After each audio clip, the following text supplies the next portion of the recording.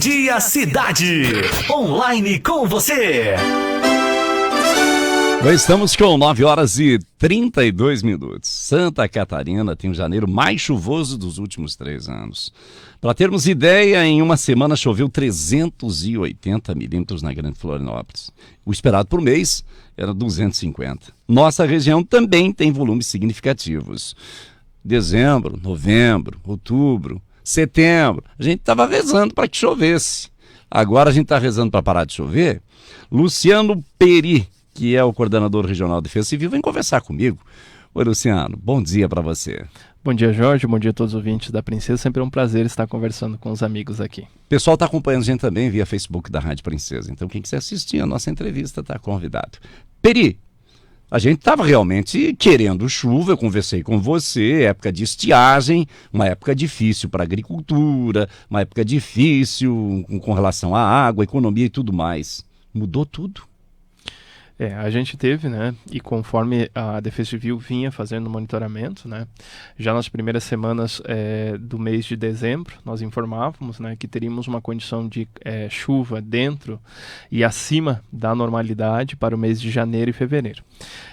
Em um determinado momento, as chuvas de verão, que a gente chama, né, elas são caracterizadas por essas chuvas mais intensas que acabam, né, se configurando no final da tarde.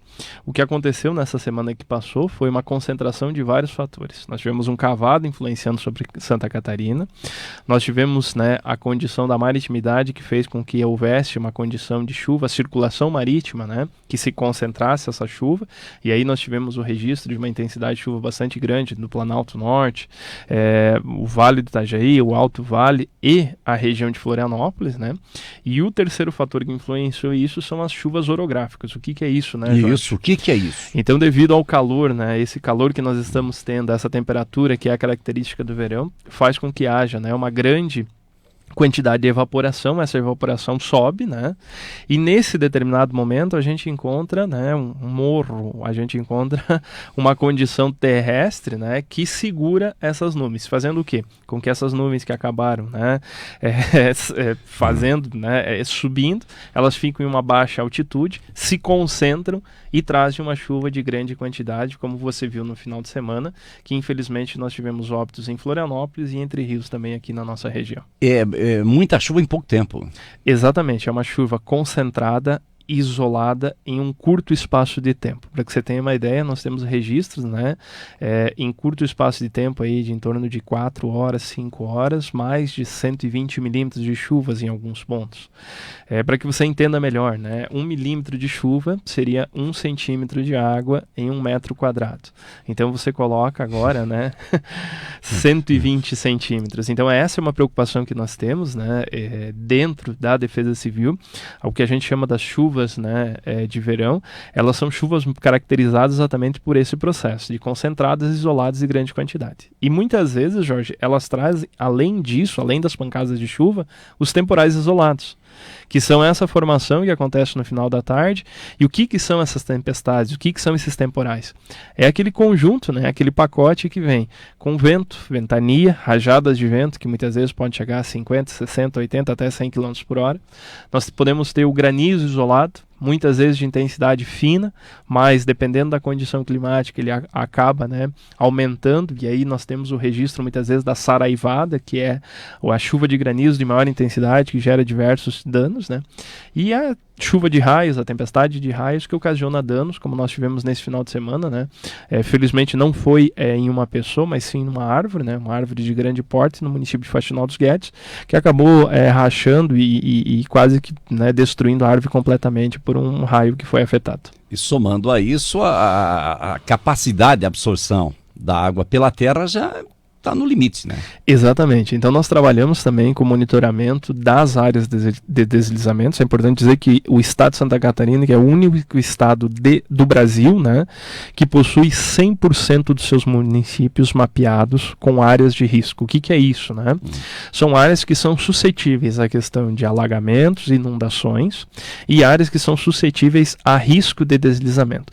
Então, dependendo, né, da declividade, do tipo do solo e a quantidade de chuva chuva, então existe um cálculo, né, que a nossa coordenadoria de monitoramento e alerta, ao verificar a quantidade de chuva em X tempo, em determinado local, baseado no mapeamento, inicia-se o sistema de alerta, e aí ele vai desde a observação, né, ao alerta, a atenção e até o risco extremo que nós tivemos nesse final de semana na região litorânea de Santa Catarina, diversos municípios com a condição extrema, né, de deslizamento, que infelizmente a gente acabou vendo, né, nos telejornais, que ocasionaram o óbito aí de algumas pessoas. Márcia está me pedindo aqui, Xanxerê tem alguma área habitada que tenha risco de deslizamento?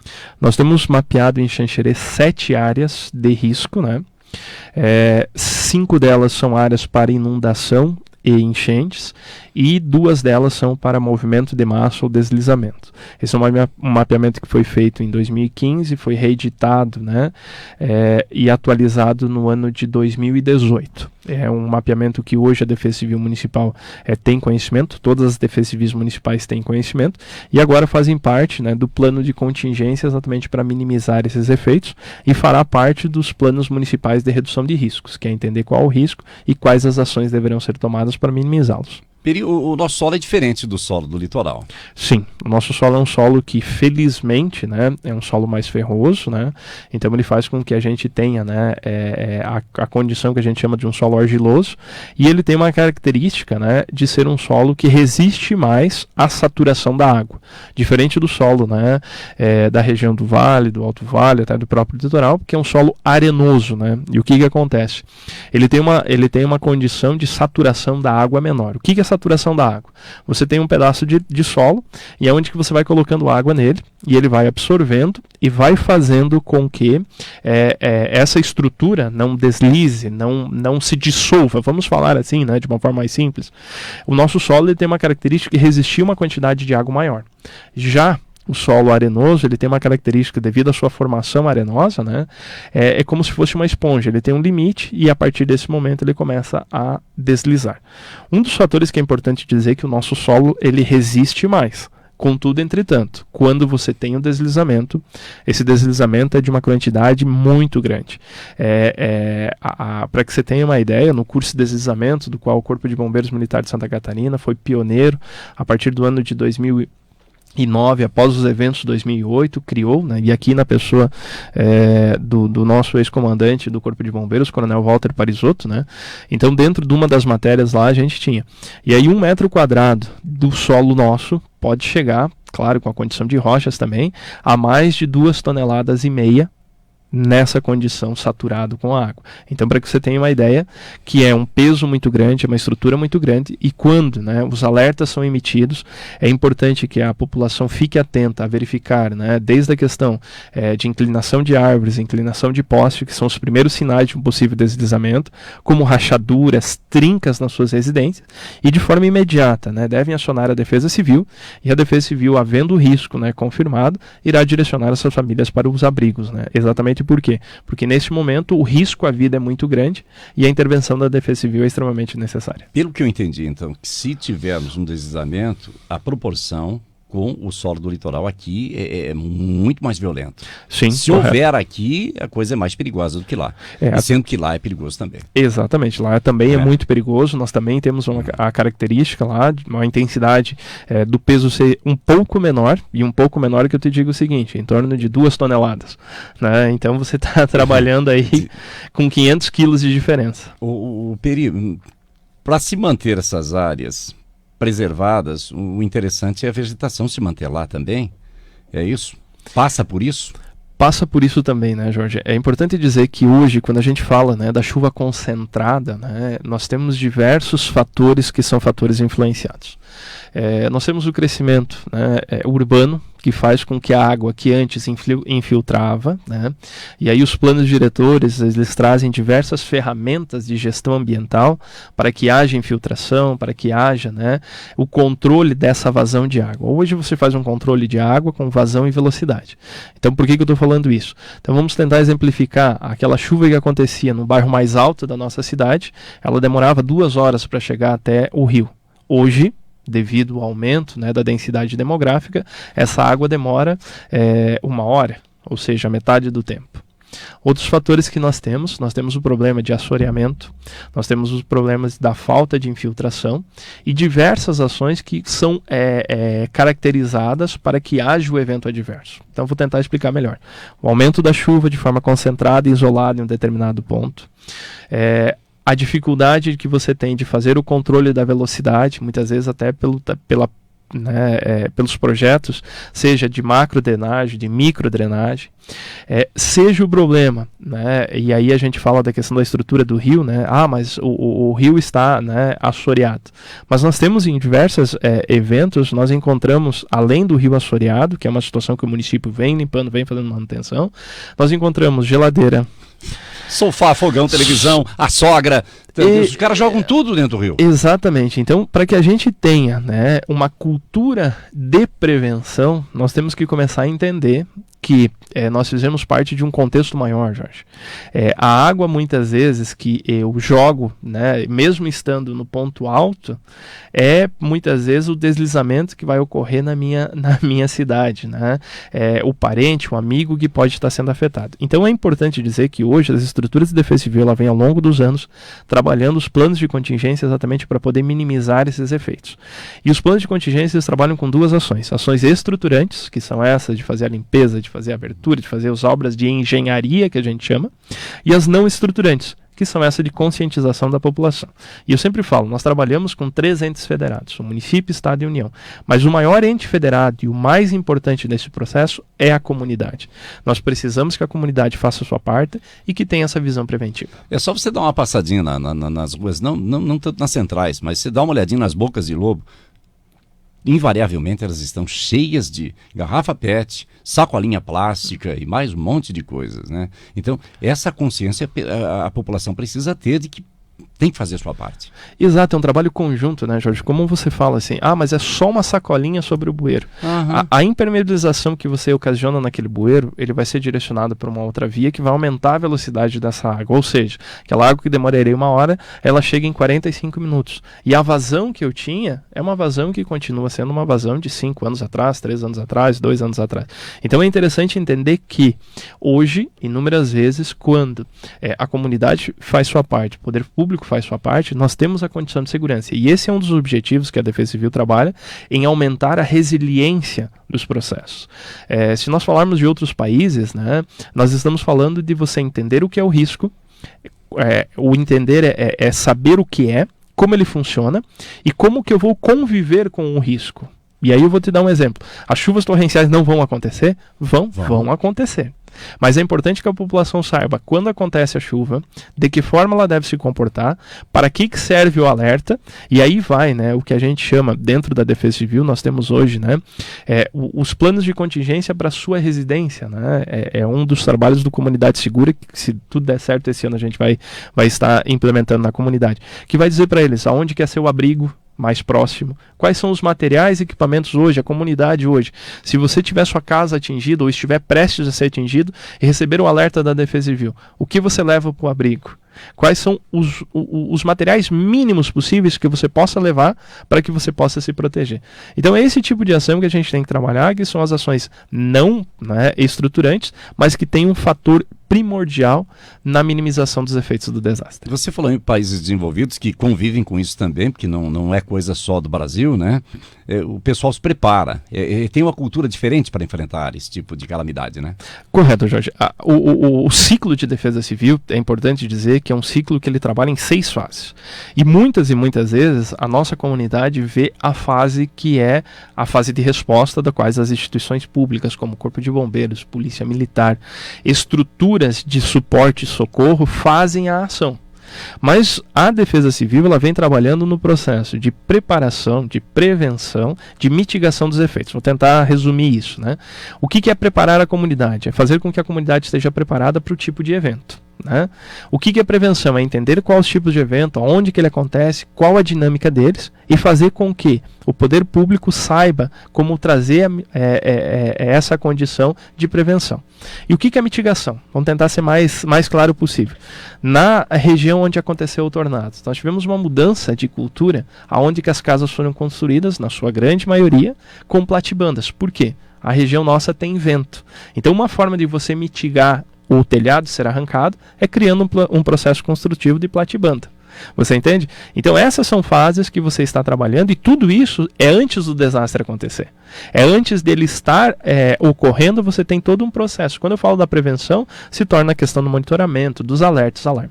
Quando o desastre acontece, você responde, que aí entra a ação que na maioria das vezes as pessoas verem, e o trabalho de defesa civil é um trabalho de bastidor, é um trabalho de preparação anterior, e aí você vai para o processo de recuperação. Eu falei de 5, né? Qual que é o mais importante? A resiliência da comunidade. Quando você prepara, quando você prevém, quando você mitiga, você já está fazendo resiliência. Porque quando passa pelo evento, a resposta vai ser menor, porque o poder público está preparado para responder e a comunidade está preparada. A recuperação sai mais rápido. Então o que é a resiliência? A resiliência é aquele modelo da mola helicoidal do carro, né, que ela pressiona e volta. Então a ideia da resiliência nos desastres é que a nossa população esteja preparada, esteja, né, cada vez mais consciente do que é o desastre, como ele funciona e como mitigar isso, e nesse viés principal, ela estar preparada para quando ele passar, sair fortalecida desse tipo de evento. Até você colocou algo muito importante, pessoal que vivenciou o tornado lá. Quando a gente constrói as nossas casas, nós normalmente não nos preocupamos com eventos climáticos. A gente faz e procura, às vezes, fazer o mais bonito, mas nem sempre o que seria mais necessário, né? E outras vezes até por uma questão de querer economizar alguma coisinha. Exato, Jorge. É importante entender assim, vou dar um exemplo. Os telhados das nossas casas são de 4 milímetros, 6 milímetros. Nós temos aí algumas outras estruturas, né, do aluzinco sanduíche. Nossa região é uma região que sofre com tempestades. E como eu falei anteriormente, na tempestade nós temos o granizo. Quando a gente foi construir, a gente levou em consideração isso? Ninguém pensa, né? Ou muito poucos. E aí que é a função de preparar a comunidade. Nós temos, né, dentro da Defesa Civil, nós falamos assim, que o óbvio deve ser dito. Se você imaginar, né, vamos trabalhar a questão de seguros, né, e aí os corretores de seguro, existe um levantamento de quais são as regiões onde que mais sofre tipo de eventos, quais são os eventos. Então é importante que a gente possa saber para que eu quero segurar a minha residência, para que eu quero segurar a minha edificação, para que tipo de evento, né? Então é importante que a nossa comunidade esteja preparada nesse viés, como você muito bem falou. É uma situação tão simples. Muitas vezes o custo agregado de você colocar a telha de fibrocimento de 6 milímetros e a telha de aluzinco é muito pequeno. Mas numa situação de uma chuva de granizo, né, você tem a diferença completa. O ideal seria fazer a laje, né, Jorge? Mas eu não tenho condições para laje. Então existem formas alternativas que você pode estar fazendo que minimiza. Isso se chama mitigação. Mesmo que aconteça o desastre, eu vou ser afetado, mas o efeito dele vai ser tão pequeno que eu não vou sentir.